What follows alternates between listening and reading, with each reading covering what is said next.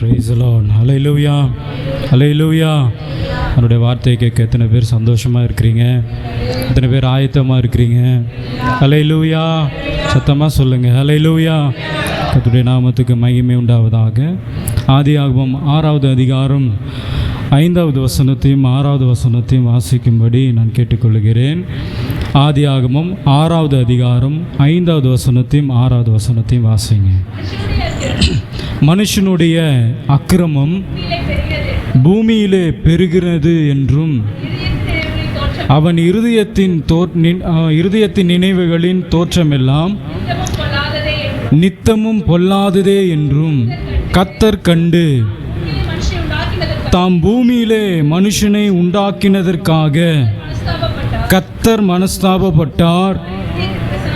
அது அவர் இருதயத்திற்கு விசனமாயிருந்தது. ஹல்லேலூயா சொல்லுங்கள் ஹல்லேலூயா. என்னை நேசிக்கிற எங்களுடைய அன்பின் தகப்பனே, இந்த ஓய்வு நாள் ஆராதனையிலே எங்களை நீர் கொண்டு வந்ததற்காக நன்றி செலுத்துகிறோம். இந்த நாளிலும் கூட ஆண்டவரே, உம்முடைய வார்த்தைகளை நாங்கள் தியானிக்கும் பொழுது ஆண்டவரே, அதில் உள்ள சத்தியங்களை நாங்கள் புரிந்து கொள்ள, இந்த வேதாகமத்தில் உள்ள ஆழங்களை நாங்கள் அறிந்து கொள்ள, அகலங்கள் உயரங்கள் எல்லாவற்றையும் நாங்கள் கற்றுக்கொள்ளத்தக்கதாக நீர் எங்களுக்கு கிருபை பாராட்டுங்க. ஆண்டவரே, உமக்கு ஸ்தோத்திரம். எல்லாம் அசதியான காரியங்களை கர்த்தர் எடுத்து போடுங்க. உடைய வார்த்தையை கேட்கிறோம் என்கிற பயத்தோடு கூட உடைய சமூகத்தில் நாங்கள் காணப்பட நீர் உதவி செய்வீராக. அடியனை மறைத்து கர்த்தர் நீங்கள் வெளிப்படுங்க. உடைய சமூகத்தில் ஆண்டவரே, உமக்கு ஸ்தோத்திரம். உடைய வார்த்தையை கேட்கிறோம் என்ற மகிழ்ச்சியோடு நாங்கள் காணப்பட உதவி செய்வீராக. இயேசுவின் நாமத்தில் ஜெபிக்கிறோம் எங்கள் நல்ல பிதாவே, ஆமென். ஹல்லேலூயா, ஹல்லேலூயா. 6வது வசனத்தில் நம்ம வாசிக்கிறோம், தம் பூமியிலே மனுஷனை உண்டாக்கினதற்காக கர்த்தர் மனஸ்தாபப்பட்டார். அது அவர் இருதயத்திற்கு விசனமாக இருந்தது. ஹல்லேலூயா. சத்தமாக சொல்லுங்களேன் ஹல்லேலூயா. இந்த பூமியை தேவன் அருமையாக ஆண்டவர் படைத்தார். இந்த பூமியில் உள்ளவைகள் எல்லாவற்றையும் தேவன் அற்புதமாக தேவன் உண்டாக்கினார். அவருடைய வார்த்தையினால் மிகவும் அழகாக தேவன் எல்லாவற்றையும் உண்டாக்கினார். இவைகள் எல்லாவற்றையும் உண்டாக்கின பிறகு கடைசியாக தேவன் மனுஷனை உண்டாக்கினார். ஹல்லேலூயா. அவர் மனுஷனை உண்டாக்குவதற்கு முன்பதாக அவனுக்கு என்னென்னலாம் தேவைப்படுகிறதோ அவைகள் எல்லாவற்றையும் மிகவும் அழகாக தேவன் உண்டாக்கிவிட்டு பின்பதாக மனுஷனை தேவன் உண்டாக்கினார். ஹல்லேலூயா. உண்டாக்கினது அவருடைய தவறு அல்ல. அவரை வணங்குவதற்காக, அவரை மகிமைப்படுத்துவதற்காக தேவன் அவர்களை உண்டாக்கினார். பின்பதாக நீங்கள் வாசித்து கொண்டே இருக்கும் பொழுது, இந்த 6வது அதிகாரம் வரைக்கும் நீங்கள் வாசிக்கும் பொழுது வேதம் சொல்லுகிறது 5வது வசனத்தில், மனுஷனுடைய அக்கிரமம் பூமியிலே பெருகினது என்றும் அவன் இருதயத்தின் நினைவுகளின் தோற்றமெல்லாம் நித்தமும் பொல்லாததே என்றும் கர்த்தர் கண்டு. அவன் பெருக பெருக தேவன் ஆதாம் ஏவாளை உண்டாக்குகிற பொழுது ஒரு ஆசீர்வாதத்தை அவர்களுக்கு கொடுக்கிறார். என்ன ஆசீர்வாதம் என்று சொன்னால், நீங்கள் பலுகி பெருகி பூமியை நிரப்புங்கள் என்கிற ஒரு ஆசீர்வாதத்தோடு கூட அவர்களை தேவன் ஆசீர்வதிக்கிறார், உண்டு பண்ணினார். இவர்கள் பலுகி பெருக பெருக இவர்களுக்குள்ளாக என்ன வந்தது என்று சொன்னால், அக்கிரமம் பூமியில் பெருகினது. ஆண்டவர் பெருக சொன்னது, அவர்களை பெருக சொன்னார். அவர்களை பெருகும்படியாக தேவன் அவர்களை ஆசீர்வதித்தார். அவர்களை பெருகும்படியாக தேவன் அவர்களை ஆசீர்வதித்தார். ஆனால் பூமியில் என்ன பெருகினது என்று சொன்னால், அக்கிரமம் பூமியிலே பெருகிற்று. அவனுடைய நினைவுகளின் தோற்றமெல்லாம் நித்தமும் பொல்லாததாக இருந்தது. எனவே 6வது வசனத்தில், தாம் பூமியிலே மனுஷனை உண்டாக்கினதற்காக கர்த்தர் மனஸ்தாபப்பட்டார். ஹல்லேலூயா. இந்த மனஸ்தாபம் அப்படின்னா என்னது தெரியுமா? மனஸ்தாபம் அப்படின்னு சொன்னால் ஆங்கிலத்தில் ஹர்ட் ஆகிட்டோம் அப்படின்னு சொல்லுவாங்க.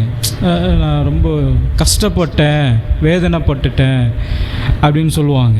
அதாவது யாராவது நம்ம முழுமையாக நம்பி இருக்கும் பொழுது அவர்கள் நம்மை வேதனைப்படுத்தினாங்க அப்படின்னு சொன்னால் நமக்கு ஒரு மனசு கஷ்டமாக இருக்கும் இல்லையா? அது மனசு கஷ்டமாக இருக்கிறது தான் மனஸ்தாபப்பட்டார் அப்படின்னு சொல்லப்பட்டிருக்கிறது. அடுத்தது விசனமுமாய் இருந்தது அப்படின்னு கூட அந்த வசனத்தில் சொல்லப்பட்டிருக்கிறது. அவருடைய இருதயத்திற்கு அது விசனமுமாய் இருந்தது. விசனம் அப்படின்னு சொன்னால் நமக்கு தெரியும்ல, வேதனை, துக்கம். அப்போ தேவன் மகிழ்ச்சியோடு ஒரு மனுஷனை தேவன் உண்டாக்கினார். ஆனால் உண்டாக்கின பிறகு அவன் பூமியில் பெருக பெருக அவருடைய இருதயத்திற்கு அது மனஸ்தாபமும் துக்கமும் உண்டாயினது என்று சொல்லி வேதத்தில் நம்ம வாசிக்கிறோம். அல்லேலூயா, அல்லேலூயா. கவனிங்க, தேவனை மனஸ்தாபப்படுத்தினது, தேவனை துக்கப்படுத்தினது யார் என்று சொன்னால் மனுஷர்கள் தான் தேவனை துக்கப்படுத்தினார்கள், வேதனைப்படுத்தினார்கள், விசனப்படுத்தினார்கள். ஆனால் முதல் முதல்ல ஆண்டுடைய இருதயத்தை, ஆண்டவருடைய மனதை யார் வேதனைப்படுத்தினாங்க அப்படின்னு கேட்டிங்கன்னா, நீங்கள் வாசித்து கொண்டே வருகிற பொழுது இந்த மனுஷனுடைய பாவங்கள் நிமித்தமாக ஆண்டவருடைய இருதயத்தில் அது துக்கம் நிறைந்தது என்று சொல்லி வேதத்தில் நம்ம வாசிக்கிறோம். கர்த்தருடைய நாமத்துக்கு மகிமை உண்டாவதாக. உலகத்தில் எப்போ பாவம் முதல்ல வந்தது அப்படின்னு கேட்டிங்கன்னா, ஆதாம் ஏவாளின் மூலமாக தான் உலகத்தில் பாவம் வந்தது. ஆனால் அந்த இடத்துல கூட ஆண்டவர் சொல்லலை, நான் மனஸ்தாபப்படுகிறேன், நான் வேதனைப்படுகிறேன், நான் விசனப்படுகிறேன் அப்படின்னு சொல்லலை. ஆதாம் ஏவாள் பாவம் செய்த பிறகு ஆண்டவர் என்ன பண்ணலை, சொல்லலை. இன்னும் நீங்கள் முன்பதாக நீங்கள் போனீங்கன்னா ஆண்டவருடைய மனது எப்போ வேதனைப்பட்டிருக்கணும்னு கேட்டிங்கன்னா, ஆண்டவர் எப்போ துக்கப்பட்டிருக்கணும், ஆண்டவர் எப்பொழுது விசனப்பட்டிருக்கணும் நீங்கள் கேட்டிங்க அப்படின்னு சொன்னால், பரலோகத்தில் லூசிஃபர் ஆண்டவருக்கு விரோதமாக எழும்பின பிறகு, நான் தேவனை போல நான் இருக்கணும்னு நினச்சும் போதே ஆண்டவருக்கு என்ன ஆயிருக்கணும்,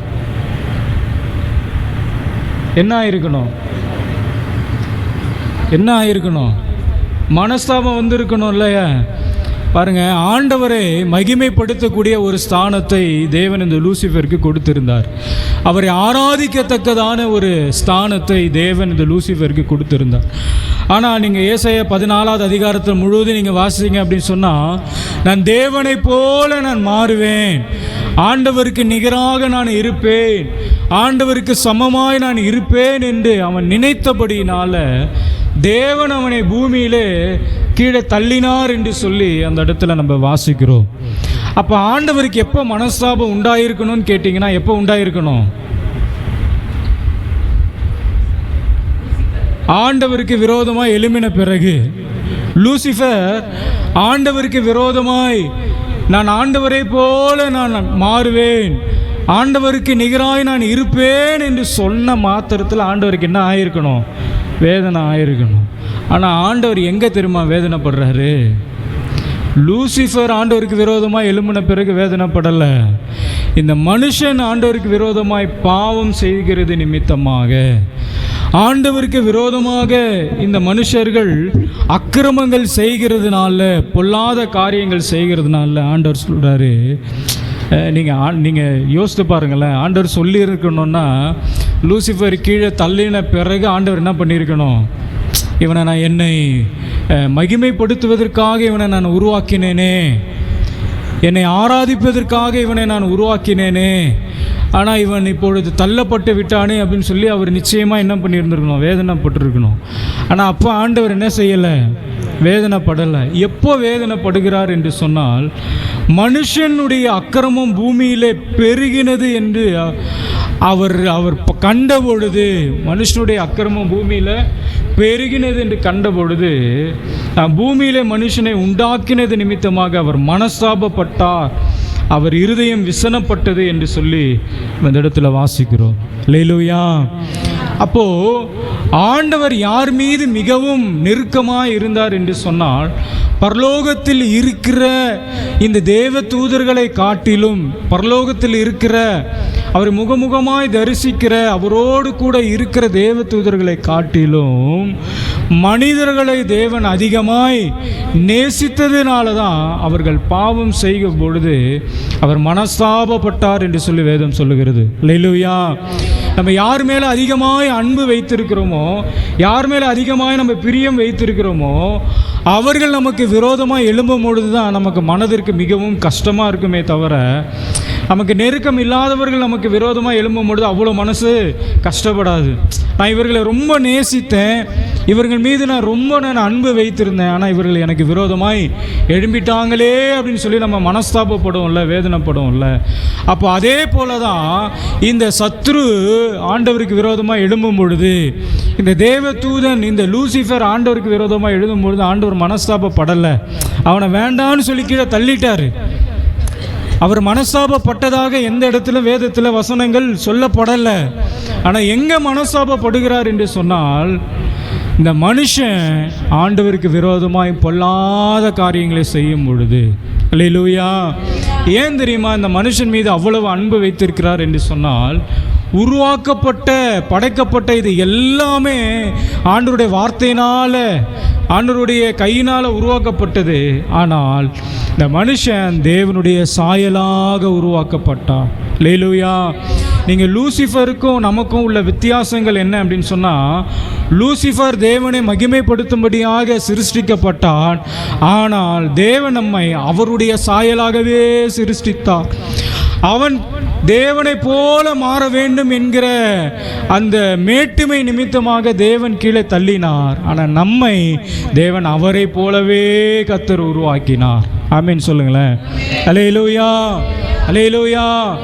அவரை போலவே மாற வேண்டும் என்கிறவனை தேவன் கீழே தள்ளினார். ஆனால் தேவன் நம்ம என்ன செய்தார்னா, அவரை போலவே நம்மை உருவாக்கினார், அவரை போலவே நம்மை உருவாக்கினார். ஆனால் இந்த மனுஷன் அவருடைய சாயலை இழந்து ஆண்டவருக்கு விரோதமாக பாவம் செய்தது நிமித்தமாக ஆண்டவர் சொல்றாரு, மனுஷனை இந்த பூமியிலே உண்டாக்கினது நிமித்தமாக நான் மனஸ்தாபப்படுகிறேன், என் இருதயம் விசனமாக இருக்கிறது, என் இருதயம் வேதனை படுகிறது. அல்லேலூயா. 6வது அதிகாரம் 7வது வசனத்தை வாசிங்க. அப்பொழுது கர்த்தர், நான் சிருஷ்டித்த மனுஷனை பூமியின் மேல் வைக்காமல் மனுஷன் முதற்கொண்டு மிருகங்கள், ஊரும் பிராணிகள், ஆகாயத்து பறவைகள் பரியந்தமும் உண்டாயிருக்கிறவைகளை நிக்கிரகம் பண்ணுவேன். நான் அவர்களை உண்டாக்கினது எனக்கு மனஸ்தாபமாக இருக்கிறது என்றார். அல்லேலூயா. நான் இவர்களை என்னுடைய சாயலாக உண்டாக்கினது என்னுடைய இருதயத்திற்கு அது மனஸ்தாபமாக இருக்கிறது. சில நேரங்களில் நம்முடைய பிள்ளைகள் நம்முடைய வார்த்தைக்கு கீழ்ப்படியாமல் இருப்பார்கள் என்று சொன்னால் நம்ம அடிக்கடி ஒரு வார்த்தை சொல்லுவோம், உன்னெல்லாம் எதுக்கு தான் நான் பெத்தனே எனக்கு தெரியல, உன்னை பெற்றதுக்கு நம்ம நீங்களாம் சொல்லாத மாதிரி அமைதியாக இருக்கீங்க. உன்னை பெற்றதுக்கு நான் 4 மாடை வாங்கி போட்டிருந்தா அது, ஆமாம் நாடு சொல்லுவோம், கல்லுன்னு சொல்லுவோம், என்னென்னமோ சொல்லுவோம் இல்லையா. யோசிச்சு பாருங்க, நம்ம பெற்ற பிள்ளைங்க நம்முடைய வார்த்தையை கேட்காம கீழ்ப்படியில்லைன்னா என்னென்ன வார்த்தை சொல்கிறோம் நம்ம இல்லை. உன்னை பெற்றதுக்கு 4 ஆடு மாடுங்களை வாங்கி போட்டிருந்தா வச்சு நல்லாயிருக்கும், உன்னை பெற்றதுக்கு பசங்கள்லாம் சிரிக்கிறத பார்த்தா நல்லா வாங்கியிருப்பாங்க போல இருக்குது. அப்போது யோசிச்சு பாருங்களேன், நம்ம பெத்தெடுத்த பிள்ளை நம்மளுடைய வார்த்தை கேட்கலனாலே எவ்வளோ வார்த்தைகள் வெளியே வருகிறது. ஆண்டவர் தன்னுடைய சாயலாக மனுஷனை சிருஷ்டித்தார், அவரை போலவே சிருஷ்டித்தார், அவரை போலவே உண்டாக்கினார், அவரை போலவே சுவாபத்தை கொடுத்தார், அவரை போலவே உண்டாக்கினார். அல்லேலூயா, அல்லேலூயா. ஆனால் ஆண்டவருடைய வார்த்தைக்கு அவர்கள் கீழ்ப்படியாததினால, முதல்ல ஆண்டவருடைய வார்த்தைக்கு அவர்கள் கீழ்ப்படியாததினால அவர்களுக்குள்ளாக பாவம் வந்தது. அல்லேலூயா. தன்னுடைய சாயலாக சிருஷ்டிக்கப்பட்டவர்கள் ஆண்டவருடைய வார்த்தைக்கு கீழ்ப்படியாமல் கீழே தள்ளினவனுடைய வார்த்தைக்கு அவர்கள் என்ன செய்தார்கள்? கீழ்ப்படிந்தார்கள். தன்னுடைய சாயலாக உருவாக்கின மனிதர்கள் ஆண்டவருடைய வார்த்தைக்கு கீழ்ப்படியாமல் தேவனை போல நான் மாறுவேன் என்று சொன்னவனுடைய வார்த்தைக்கு அவர்கள் கீழ்ப்படிந்தார்கள். அல்லேலூயா. நீங்கள் ஆதியாகமம் 3வது அதிகாரம் 6வது வசனத்தை வாசிங்க. ஆதியாகமம் 3:6. அப்பொழுது ஸ்திரீயானவள் அந்த விருட்சம் புசிப்புக்கு நல்லதும் பார்வைக்கு இன்பமும் புத்தியை தெளிவிக்கிறதற்கு இச்சிக்கத்தக்கதும் விருட்சமாய் இருக்குது என்று கண்டு அதன் கனியை பறித்து புசித்து தன் புருஷனுக்கு கொடுத்தால் அவனும் புசித்தான். 11வது வசனத்தில், அப்பொழுது அவர், நீ நிர்வாணி என்று உனக்கு அறிவித்தவன் யார்? புசிக்க வேண்டாம் என்று நான் உனக்கு விலக்கின விருட்சத்தின் கனியை புசித்தாயோ என்றார். ஹல்லேலூயா. தோட்டத்தில் 2 விதமான கனிகளை தேவன் வைத்திருந்தார். ஜீவ விருட்சத்தின் கனி, நன்மை தீமை அறியத்தக்கதான 2 கனி. அப்போ ஆண்டவர் சொல்கிறாரு, நீங்கள் இந்த தோட்டத்தில் உள்ள எல்லா கனிகளையும் நீங்கள் புசிக்கலாம், ஆனால் அந்த நன்மை தீமை அறியத்தக்கதான இந்த கனியை மட்டும் நீங்கள் புசிக்கக்கூடாது. ஏன் என்று சொன்னால், இந்த கனியை நீங்கள் புசிக்கும் பொழுது உங்களுக்குள்ளாக இந்த உலகத்தினுடைய சுவாபம் வந்துவிடும். இந்த கீழே தள்ளின லூசிஃபருடைய சுவாபம் உங்களுக்குள்ளாக வந்துவிடும். நான் தேவனை போல நான் மாறுவேன் என்கிற அந்த சுவாபம் உங்களுக்குள்ளாக வந்துவிடும். நீங்கள் ஆல்ரெடி எப்படி இருக்கிறீங்கன்னா தேவனை போல தான் நீங்கள் இருக்கிறீங்க. நான் என்னை போலவே உங்களை நான் உருவாக்கினேன். ஆனால் ஆண்டவருடைய வார்த்தைக்கு இவர்கள் கீழ்ப்படியாதபடிக்கு சத்துருடைய வார்த்தைக்கு இவர்கள் கீழ்ப்படிது நிமித்தமாக அந்த கனியை புசித்ததுனால இப்போ அவர்கள் எப்படி உணர்கிறார்கள் என்று சொன்னால், தாங்கள் நிர்வாணிகள் என்று, நிர்வாணம் என்று சொல்லப்படுகிறது ஒன்றுமே இல்லாத ஒரு நிலையை குறிக்கிறது. ஒன்றுமே இல்லாத ஒரு நிலையை அது குறிக்கிறது. அல்லேலூயா. அப்போ இவர்கள் அந்த கனியை புசிக்காத வரைக்கும் தேவனுடைய நிலையில் இருந்தார்கள். எல்லாவற்றையும் அவருடைய பார்வைக்கு எல்லாமே பரிசுத்தமாய் காணப்பட்டது. அவருடைய பார்வைக்கு எல்லாம் தெளிவாய் காணப்பட்டது. ஆனால் இந்த கனியை புசித்தது நிமித்தமாக அப்போ இவர்கள் தங்கள் நிர்வாணம் என்று அவர்கள் அறிந்தது நிமித்தமாக ஆண்டவர் சொல்றாரு, நீ நிர்வாணி என்று உனக்கு அறிவித்தவன் யார்? புசிக்க வேண்டாம் என்று நான் உனக்கு விலக்கின விருட்சத்தை நீ புசித்தாயே. அல்லேலூயா, அல்லேலூயா. தேவன் ஆதாம் ஏவாளை உருவாக்கும் பொழுது அவருடைய சாயலாக உருவாக்குறார். ஆதாமை தேவன் உருவாக்கும் பொழுது அவருடைய சாயலாக உருவாக்குறார். ஆனால் ஏவாளை உருவாக்கும் பொழுது ஆதாமில் இருந்து தேவன் ஏவாளை, நீங்கள் 2வது அதிகாரம் 21வது வசனத்திலிருந்து வாசிங்களேன். ஆதியாகமம் 2வது அதிகாரம் 21. அப்பொழுது தேவனாகிய கர்த்தர், இந்த வசனம் நல்லா கவனிக்கணும்.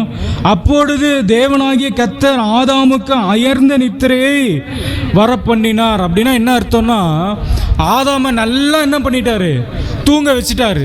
அயர்ந்த நித்திரைன்னு போட்டல, எப்படி போட்டிருக்குன்னா அயர்ந்த நித்திரையை வரப்பண்ணினார். அவன் நித்திரை அடைந்தான். வாசிங்க.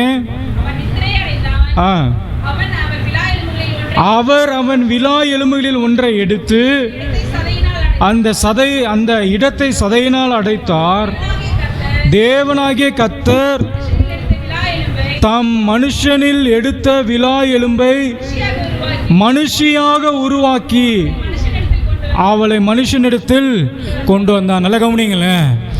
ஆதாமை தேவன் அவருடைய சாயலாக உண்டாக்கினாரு. ஆனால் ஏவாளை தேவன் எப்படி உண்டாக்கினார்னா, ஆதாமுடைய எலும்பிலிருந்து உண்டாக்கினார். இப்போ உண்டாக்கும் பொழுது ஆதாம் எந்த நிலையில் இருக்கிறாரு? அயர்ந்த நித்திரையில் இருக்கிறார். நீங்கள் அடுத்த வசனத்தை வாசிங்களேன்.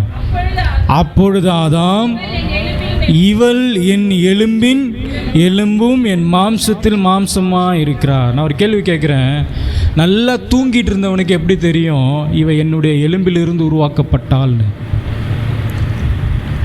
அதான் முழிச்சிட்டு இருந்தானா தூங்கிட்டு இருந்தானா? ஆனால் ஏவாளை பார்த்த உடனே ஆதாம் சொல்கிறாரு, இவள் என்னுடைய எலும்பிலிருந்து உருவாக்கப்பட்டாள், என்னுடைய மாம்சத்திலிருந்து இவள் உருவாக்கப்பட்டாள். இந்த வெளிப்பாடு எங்கிருந்து ஆதாமுக்கு வந்தது என்று சொன்னால், அவன் தேவனுடைய சாயலை உடையவனாய் இருந்தான். அல்லேலூயா. அவனுக்கு தெரிய வாய்ப்பு இல்லை. இது முதல் தீர்க்க தரிசனம், ஆதாம் உரைத்த முதல் தீர்க்க தரிசனம். ஏவாளை பார்த்த உடனே ஆதாம் சொல்லிட்டாரு, இவள் என்னுடைய எலும்பிலிருந்து உருவாக்கப்பட்டாள். தூங்கிட்டு இருந்தான். ஆண்டவர் உருவாக்கும் பொழுது அயர்ந்த நித்திரை இருந்தான். ஆனால் ஏவாளை பார்த்த உடனே ஆதாம் ஒரு தீர்க்க தரிசனம் சொல்றாரு, இவள் என்னுடைய எலும்பிலிருந்து உருவாக்கப்பட்டாள். அல்லேலூயா. சொல்லுங்க அல்லேலூயா. அப்போ தேவனுடைய சாயலாய் இருக்கிற பொழுது தேவனுடைய மகிமையை உடையவனாய் காணப்பட்டிருந்தான் இந்த ஆதாம்.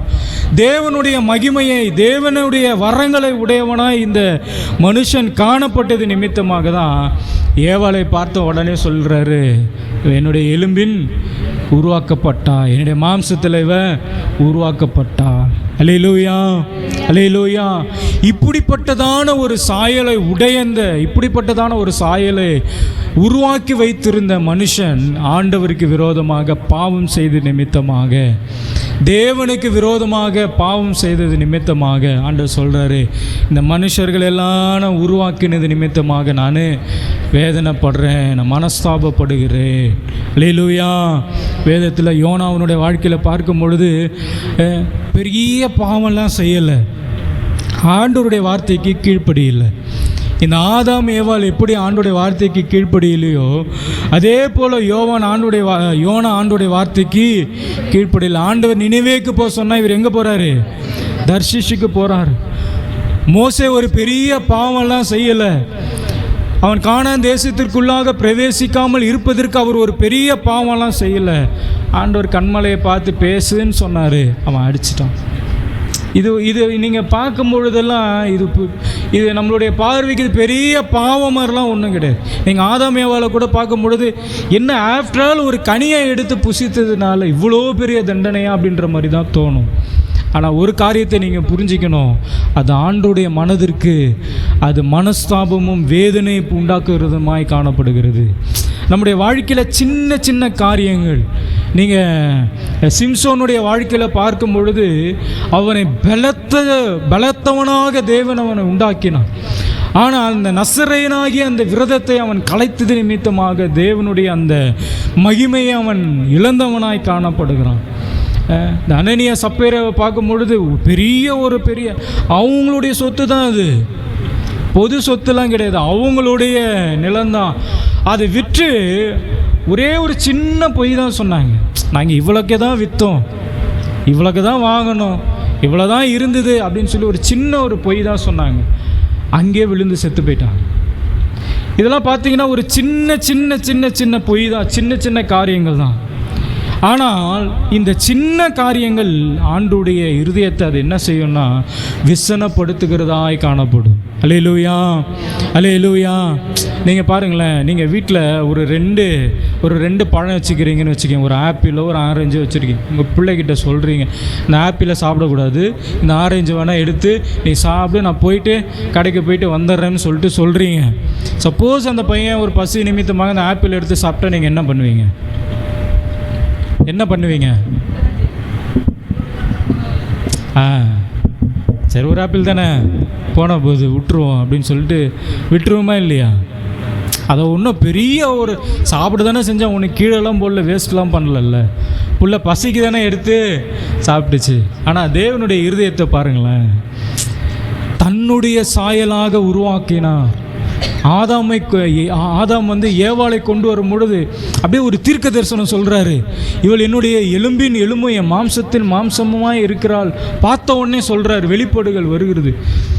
அப்படிப்பட்ட ஒரு ஆதாம் ஏவாளினுடைய வார்த்தைகளை கேட்டு கீழ்ப்படிந்தது நிமித்தமாக தேவன் சொல்கிறாரு, நீ என்னுடைய வார்த்தைக்கு கீழ்ப்படியாதனால அந்த ஏதேன் தோட்டத்தை விட்டே ஆண்டவர் என்ன பண்ணிட்டாரு? துரத்திட்டார். பின்பதாக அவர்கள் அந்த 6வது அதிகாரத்தில் நீங்கள் வாசிக்கும் பொழுது 6வது 5:6 மனுஷனுடைய அக்கிரமம் பூமியிலே பெருகினது நிமித்தமாக தன் இருதய நினைவுகள் தோற்றமெல்லாம் நித்தமும் பொல்லாதது என்று கர்த்தர் கண்டு தன் பூமியில மனுஷனை உண்டாக்கினதற்காக. இந்த உண்டாக்கினது என்கிற அந்த வார்த்தைக்கு முன்பதாக 6 நாளினுடைய படைப்பினுடைய அந்த காரியங்கள் காணப்படுகிறது.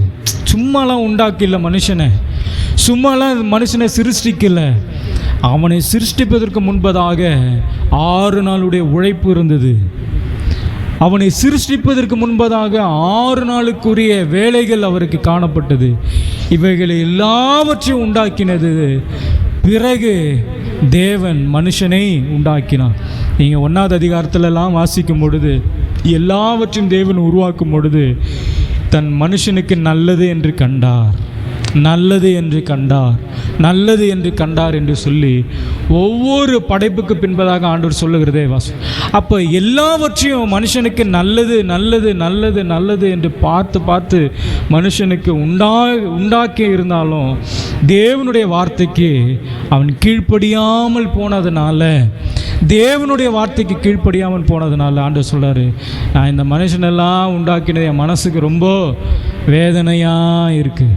இந்த மனுஷனை உண்டாக்கின நிமித்தமாக என்னுடைய மனது வேதனையாக இருக்கிறது. அல்லேலூயா. இங்கே வேதத்தில் சவுலுடைய வாழ்க்கையில் பார்க்கும் பொழுது 1 சாமுவேல் 15வது அதிகாரம் 10வது வசனத்தையும் 11வது வசனத்தையும் வாசிங்க. 1 சாமுவேல். அப்பொழுது கர்த்தருடைய வார்த்தை சாமுவேலுக்கு உண்டாகி அவர் சொன்னது, நான் சவுலை ராஜாவாக்கினது எனக்கு மனஸ்தாபமாய் இருக்கிறது. நல்ல கவனிங்க, ஆண்டவர் சாமுவேலை பார்த்து சொல்றாரு, நான் சவுலை ராஜாவாய் நான் ஏற்படுத்தினது நிமித்தமாக எனக்கு மனஸ்தாபமாய் இருக்கிறது. இவனை ராஜாவாக ஏற்படுத்தினது நிமித்தமாக என்னுடைய இருதயம் வேதனைப்படுகிறது, என்னுடைய இருதயம் துக்கப்படுகிறது. ஒரு பெரிய ஸ்தானத்தை சவுலுக்கு தேவன் கொடுத்தார். ஒரு பெரிய ராஜாவாய் ஏற்படுத்துகிற ஒரு ஸ்தானத்தை தேவன் இந்த சவுலுக்கு தேவன் கொடுத்தது நிமித்தமாக ஆண்டவர் சொல்கிறாரு, உன்னை நான் ராஜாவாக நான் ஏற்படுத்தினதுனால, இந்த இஸ்ரவேல் ஜனங்களுக்கு எல்லாருக்கும் நான் அதிபதியாய் உன்னை நான் வைத்தது நிமித்தமாக நான் மனஸ்தாபமாய் இருக்கிறேன். ஏன் மனஸ்தாபப்படுகிறார் என்று சொன்னால், அவன் என்னை விட்டு திரும்பி என் வார்த்தைகளே. ஏன் சவுலை பார்த்து தேவன் மனஸ்தாபப்பட்டார்னா ஒரே ஒரு காரியம் தான். என்ன சொல்லுங்க பார்க்கலாம், சத்தமா சொல்லுங்க. அவருடைய வார்த்தைக்கு கீழ்ப்படியாமல் போனான். அவருடைய வார்த்தைக்கு ஒரே ஒரு சின்ன தவறு தான், ஒரே ஒரு சின்ன தவறு தான். அவருடைய வார்த்தைக்கு சவுல் கீழ்ப்படியலை. ஆண்டவர் சொல்றாரு, இவனை ராஜாவாக நான் ஏற்படுத்தினதற்காக நான் மனஸ்தாபப்படுகிறேன். இவனை நான் ராஜாவாக ஏற்படுத்தினதற்காக நான் மனஸ்தாபப்படுகிறேன். ஏன துக்கப்படுகிறேன், ஏன வேதனைப்படுகிறேன்னு சொன்னா, இவன் என் வார்த்தைக்கு கீழ்ப்படியில.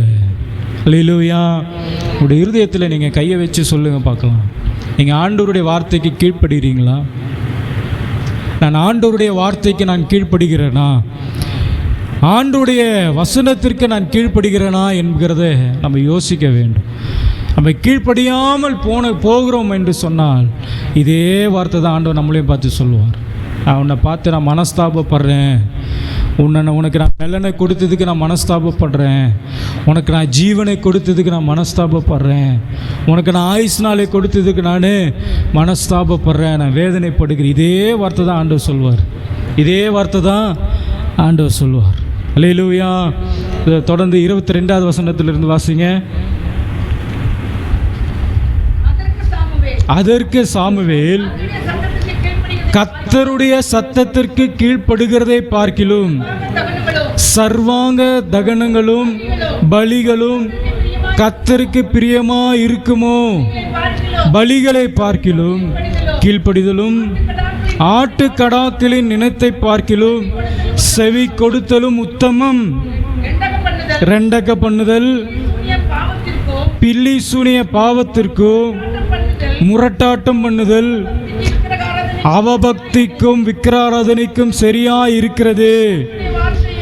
நீ கர்த்தருடைய வார்த்தையை புறக்கணித்தபடினாலே அவர் உன்னை ராஜாவாயிராதபடிக்கு புறக்கணித்து தள்ளினார் என்றான்.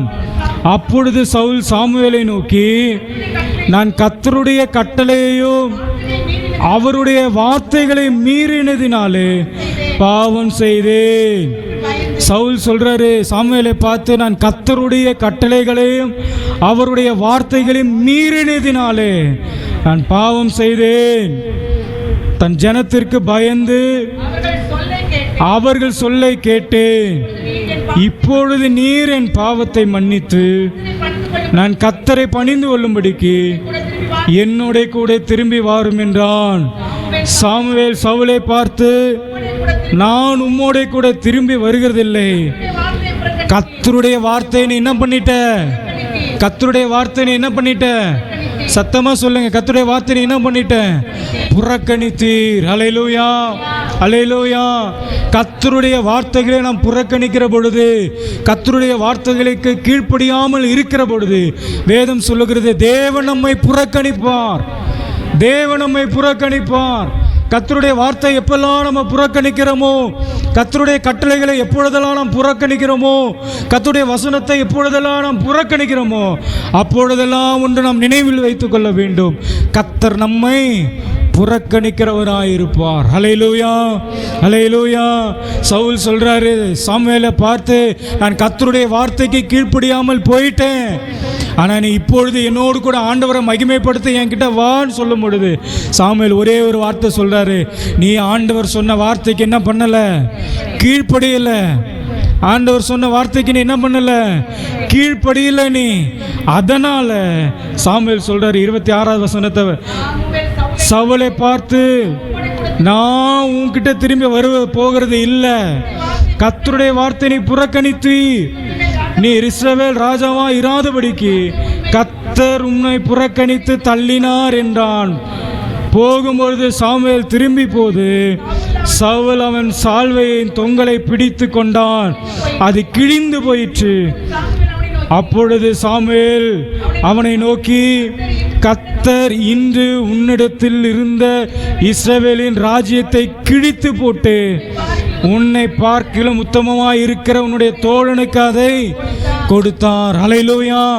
தேவன் கொடுத்திருக்கிற ஸ்தானத்தில், தேவன் கொடுத்திருக்கிறதான ஒரு காரியத்தில் நம்ம உண்மையாய் ஆண்டுடைய வார்த்தைக்கு கீழ்ப்படியாமல் இருப்போமானால் நம்மை தள்ளிவிட்டு அந்த ஸ்தானத்தில் தேவன் வேறு ஒருவரை கொண்டு வந்து அவர் நிறுத்துகிறவராய் காணப்படுகிறார். ஹல்லேலூயா, ஹல்லேலூயா. இந்த வார்த்தைகளை சாமுவேல் சவுலிடத்தில் சொல்லி கொண்டு போகிற பொழுது சாமுவேல் ஓடி போய் சவுல் ஓடி போய் சாமுவேலினுடைய அந்த தொங்கலை, அவனுடைய அந்த உடையை பிடித்த மாத்திரத்தில் அது கிழிந்து போயிற்று.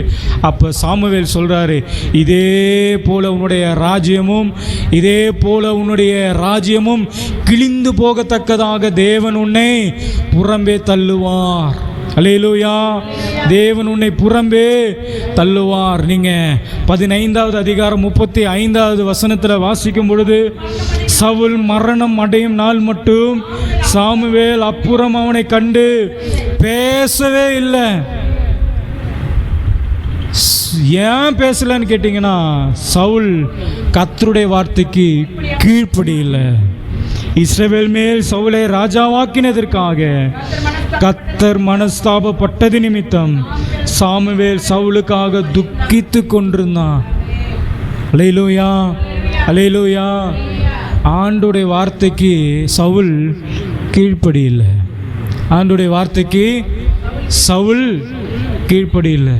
என்ன வார்த்தைக்கு கீழ்ப்படியில்லை? என்ன வார்த்தைக்கு கீழ்ப்படியில்லை? கர்த்தர் என்ன சொன்னார்?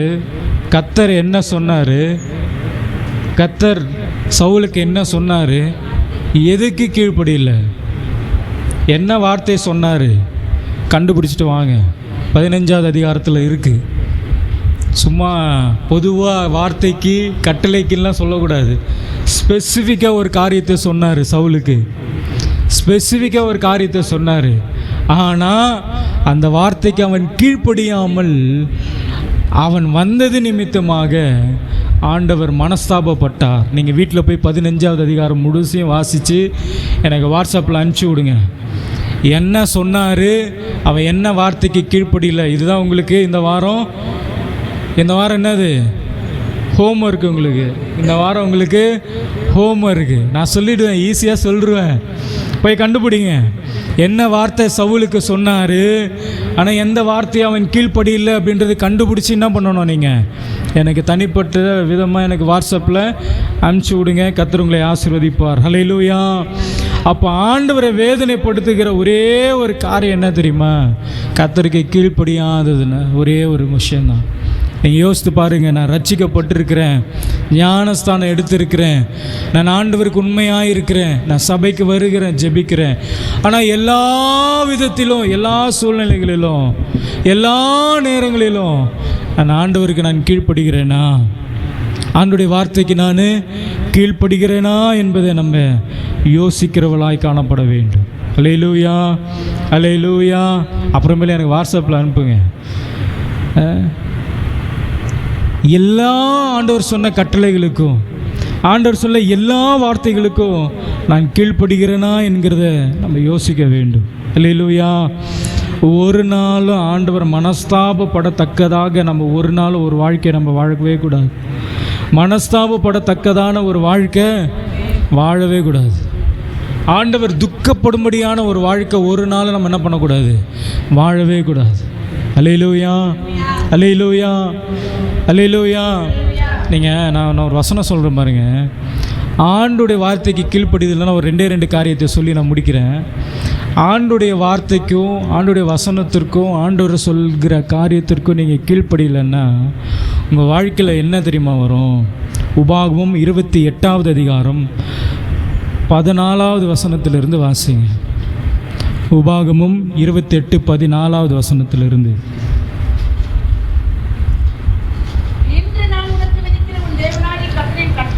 இன்று நான் உனக்கு விதிக்கிற உன் தேவனாகிய கர்த்தரின் கட்டளைகளை கை கொள்ளவும், அவைகளின்படி நடக்கவும், அவைகளுக்கு செவி கொடுத்து வந்தால் கர்த்தர் உன்னை வாளாக்காமல், பக்கத்தில் இருக்கிறவங்களை பார்த்து சொல்லுங்க, கர்த்தர் சொன்ன வார்த்தைகளுக்கு நீங்கள் செவி கொடுப்பீர்கள் ஆனால் கர்த்தர் உன்னை வாளாக்காமல் தலையாக்குவா, நீ கீழாகாமல் மேலாக்குவாய். அடுத்த வசனத்தை, இன்று நான் உனக்கு விதிக்கிற உன் தேவனாகிய கர்த்தருடைய எல்லா கற்பனைகளையும் கட்டளைகளின்படியும் நடக்க கவனமாக இருக்கிறதற்கு அவர் சத்தத்திற்கு செவி கொடாமல் போனாயிராகில் இப்போ சொல்லப்படுகிற சாபங்கள் எல்லாம் உன்மேல் வந்து பலிக்கும்.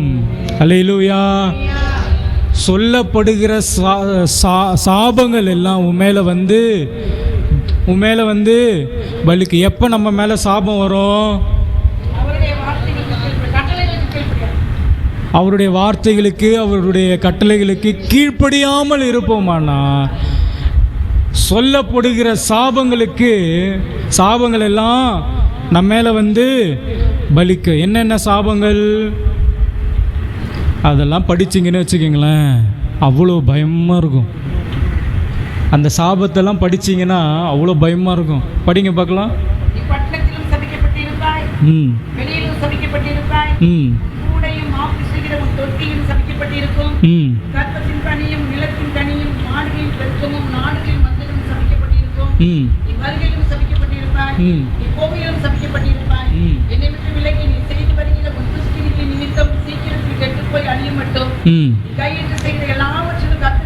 அறுபத்தி 8 வசனம் வரைக்கும் சாபம் தான் இருக்கும். அந்த அதிகாரம் முடிகிற வரைக்கும் 68 வசனம் வரைக்கும் என்ன தெரியுமா இருக்கு பாருங்களேன். ஆண்டவருடைய வார்த்தைக்கு நீங்கள் கீழ்ப்படிந்தீங்கன்னா ஆண்டவர் சொல்கிறாரு, கவனிங்க, ஆண்டவருடைய வார்த்தைக்கு நீங்கள் கீழ்ப்படிஞ்சிங்கன்னா ஆண்டவர் உங்களுக்கு என்ன சொல்கிறாரு? வாளாக்காமல் தலையாக்குவா, இனி கீழாக்காமல் மேலாகுவா. அவ்வளோதான், முடிஞ்சு போச்சு. ஆண்டவருடைய வார்த்தைக்கு கீழ்ப்படிஞ்சிங்கன்னா வாளாக்காமல் உங்களை தலையாக்குவார், கீழாக்காமல் நீங்கள் மேலாக்கு. ஆண்டவருடைய வார்த்தைக்கு கீழ்ப்படியலைன்னா 15வது வசனத்திலிருந்து 68வது வசனிக்கு இருக்கிற சாபம் முழுவதும் நம்ம தலை மேலே தான் வந்து விடும். நீங்கள் வீட்டில் போய் வாசித்து பாருங்களேன், ரொம்ப கொடுமையாக இருக்கும். எனக்கு அதெல்லாம் படித்த உடனே பயமே வந்துருச்சு. அதெல்லாம் படித்த உடனே எப்படி வந்துருச்சு? பயம் வந்துருச்சு. நீங்கள் வீட்டில் போய் படித்து பாருங்கள், மார்க் பண்ணிக்கங்க, எழுதி வச்சுக்கோங்க. ஆண்டோடைய வார்த்தைக்கு கீழ்ப்படியலைன்னா நம்ம தலையில் வந்து என்ன வந்து விழும்? சாபம் வந்து விழும். போகும்போது சாபமா, வரும்பொழுது சாபம், உட்காரும் போது சாப்பிடும், சாப்பிடும் போது சாப்பிட்றோம், எல்லாமே சாபம். 68 வசனம் வரைக்கும் சாபம் தான். 68 வசனம் வரைக்கும் சாபம் வேணுமா, கீழாக்காமல் மேலா வேணுங்கிற அந்த வார்த்தை வேணுமா? அல்லேலூயா, அல்லேலூயா. அப்போ நீங்கள் என்ன பண்ணணும்? ஆண்டவருடைய வார்த்தைக்கு கீழ்ப்படுகிறவளாய் காணப்பட வேண்டும். அல்லேலூயா. அப்போ ஆண்டவருடைய வார்த்தைக்கு கீழ்ப்படியலைன்னா நம்முடைய வாழ்க்கையில் என்ன வரும்னா சாபம் வரும். ஆண்டவருடைய வார்த்தைக்கு கீழ்ப்படியலைன்னா நம்முடைய வாழ்க்கையில் என்ன வரும்? சாபங்கள் வரும். ஆண்டவருடைய வார்த்தைக்கு கீழ்ப்படினா ரெண்டாவது நீதிமொழிகள் 28வது அதிகாரம் 9வது வசனத்தை வாசிங்க. நீதிமொழிகள் 28:9. வேதத்தை கேளாதபடிக்கு தன் செவியை விளக்கிறவனுடைய ஜெபம். ரெண்டாவது ஆண்டவருடைய வார்த்தைக்கு கீழ்ப்படியலைன்னா, வேதத்தை கேளாதபடிக்கு தன்னுடைய செவிகளை விளக்குகிறவனுடைய ஜெபம் எப்படிப்பட்டதாக இருக்கும்? அருவெறுப்பாக இருக்கும். ரெண்டாவது உங்களுடைய ஜெபங்கள் கேட்கப்படாது, உங்களுக்கு சாபம் வரும். ரெண்டாவது உங்களுடைய ஜெபம் கேட்கப்படாது. ஆண்டவர் சொல்றாரு, கேட்கப்படாதுன்னு சொல்லியிருந்தா கூட பரவாயில்ல. ஆண்டவர் சொல்ல உங்க ஜெபம் அருவெறுப்பாய் இருக்கும், அருவெறுக்கத்தக்கதாய் காணப்படும். ஆண்டவரே என்னை ஆசீர்வதியும். முக்கால்வாசி ஜெபம் எப்படி தான் இருக்கு? ஆண்டவருடைய பார்வைக்கு அந்த ஜெபம் எப்படி தெரியுமா இருக்கும்? அருவெறுப்பாக இருக்கும். பசங்க ஒரு வார்த்தை கேட்கலன்னா, என் வார்த்தைக்கு நீ கேட்கல, நீ என்ன சொல்றியோ அதை நான் செய்யவே மாட்டேன் போ. நான் சொன்னதை நீ செய்யலல்ல, அதனால் நீ எது கேட்டாலும் உனக்கு நான் என்ன பண்ண மாட்டேன், வாங்கியே தர மாட்டேன். நான் என்னைக்கு என் வார்த்தைக்கு நீ கீழ்ப்படுகிறியோ அன்னைக்கு தான் உனக்கு நான் ஏதோ என்ன பண்ணுவேன், வாங்கி தருவேன். இப்போ ஆண்டவர் அதை தான் சொல்கிறாரு, என் வார்த்தைக்கு நீ கீழ்ப்படியலைன்னா நீ ஏறெடுக்கிற விண்ணப்பங்கள், ஜெபங்கள், வேண்டுதல்கள் எல்லாமே எனக்கு எப்படி தான் இருக்குதான்? அருவெறுப்பாக இருக்குதான். சில நேரத்தில் நன்மைகளை மாத்திரம் வாங்கிக்கிட்டு நமக்கு யாராவது தீமை செஞ்சிட்டாங்கன்னா திரும்பியும் நம்மக்கிட்ட வரும்போது அவங்கள பார்க்கும்பொழுது எப்படி இருக்கும்? ஆண்டவர் சொல்கிறாரு, என் வார்த்தைகளை கேட்டு நீ கீழ்ப்படியலைன்னா நீ பண்ணுற ஒவ்வொரு ஜெபமும் எனக்கு எப்படி இருக்கும்? அருவெறுப்பாக இருக்கும், அருவெறுப்பாக இருக்கும். அல்லேலூயா. நான் கேட்க மாட்டேன்னு கூட சொல்லலை. உன் ஜெபத்தை நான் கேட்க மாட்டேன், என் காதை மூடிப்பேன், ஜெபிக்காத அப்படின்லாம் சொல்லலை. ஆண்டவர் என்ன சொல்கிறாருன்னா, உன்னுடைய ஜெபம் எனக்கு அருவெறுப்பாக இருக்கும். யோசித்து பாருங்களேன், நீங்கள் முழங்கால் படியிட்டு கண்ணீர் விட்டு அழுகிற ஜெபங்கள் எல்லாம் ஆண்டவர் கேட்கணுன்னா முதல்ல நீங்கள் ஆண்டவருடைய வார்த்தைக்கு கீழ்ப்படியணும். ஆண்டவருடைய வார்த்தைக்கு நீங்கள் முதல்ல செவி கொடுக்கணும், கீழ்ப்படியணும். சொல்லப்படுகிற வார்த்தைக்கு நீங்கள் என்ன பண்ணணும்? கீழ்ப்படியணும். கீழ்ப்படியாமல் நீங்கள் போய் முழங்கால் படிட்டு ஜெபம் பண்ணிங்கன்னா ஆண்டவர் சொல்கிறார், உன் ஜெபம் எனக்கு அருவெறுப்பாக இருக்கும். மூணாவது, எபேசியர் 5வது அதிகாரம் 6வது வசனத்தை வாசிங்க. எபேசியர் 5:6. எபேசியர் 5வது அதிகாரம் 6வது வசனத்தை.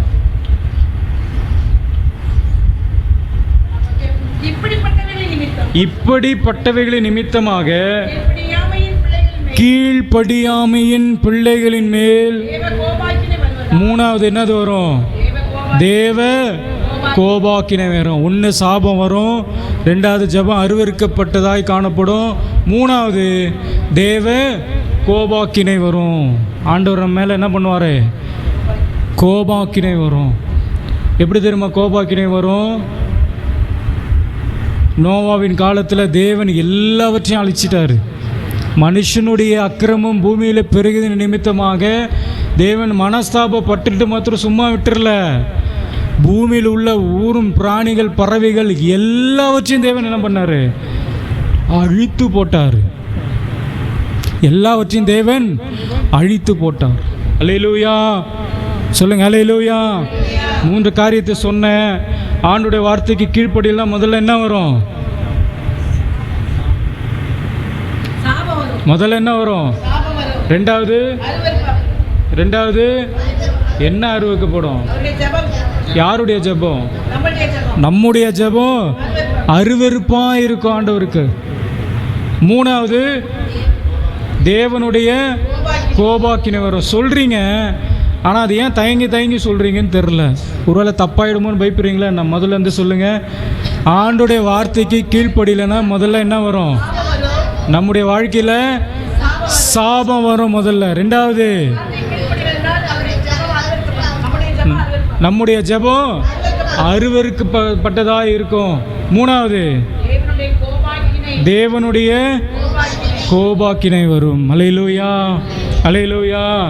இன்றைக்கி ஒரு ஆசீர்வாதமான பிரசங்கம்லாம் இல்லை. இன்றைக்கி ஒரு ஆசீர்வாதமான பிரசங்கலாம். போன வாரம் நல்ல ஆசீர்வாதமான ஒரு பிரசங்கம் இல்லை. ஆண்டவர் உங்களை போன வாரம் என்ன பிரசங்கம்?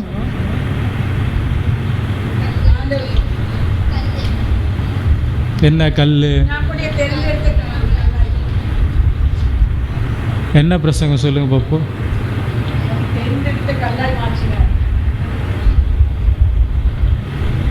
சரி, அப்புறம் ஃபஸ்ட்டு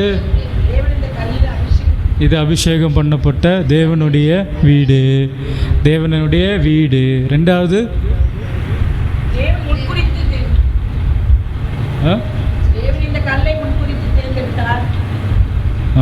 ரெண்டாவது. மூணாவது,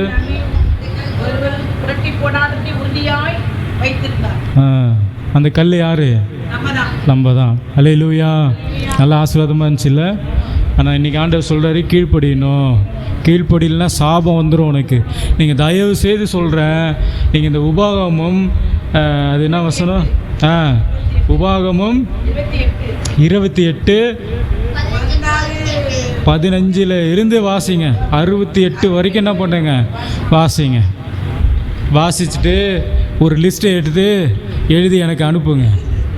என்னென்னலாம் சொல்லப்பட்டிருக்கிறது, என்னென்னலாம் சாபம் நம்பர் 1, சாபம் நம்பர் 2, சாபம் நம்பர் 3 அப்படின்னு சொல்லிட்டு எழுதணும். மதன் என்ன செய்யணும்? 1, 2, 3, 4 போட்டு எத்தனை எழுதி இருக்கிறதோ அத்தனை என்ன பண்ணணும்? இது ரெண்டாவது ஹோம்ஒர்க்கு. மொதல் ஹோம்ஒர்க் என்னது? சாமுவேலா?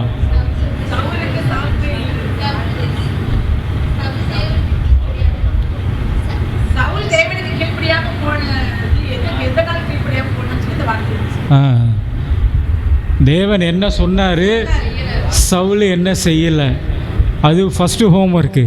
ரெண்டாவது ஹோம்ஒர்க்கு, சொல்லப்பட்ட சாபத்தெல்லாம் என்ன பண்ணுங்க? 1, 2, 3 போட்டு எழுதி ஃபோட்டோ எடுத்து எனக்கு அனுப்பிச்சு. அல்லேலூயா, அல்லேலூயா. ஒரு காரியத்தை நம்ம புரிந்து கொள்ள வேண்டும். ஆண்டவரை ஒரு நாள் நம்ம என்ன பண்ணிடக்கூடாது? மனஸ்தாபப்படுத்தக்கூடாது. இதனுடைய பின் விளைவுகள் மிகவும் பயங்கரமாக இருக்கும். மனஸ்தாபப்பட்டு விட்டுறல, மனஸ்தாபத்து பிறகு தேவன் இந்த பூமியை அழித்தார் என்று வேதம் சொல்லுகிறது. அல்லேலூயா, அல்லேலூயா. நம்ம எல்லாரும் எழுந்து கண்களை மூடி நாம் ஜெபிக்க போகிறோம். ஆண்டவருக்கு பிரியமில்லாத காரியங்கள் தெரிந்தோ தெரியாமலோ நாம் செய்திருப்போமானால் இதில் ஒரு விஷயம் மன்னிங்க அப்படின்னு சொல்லி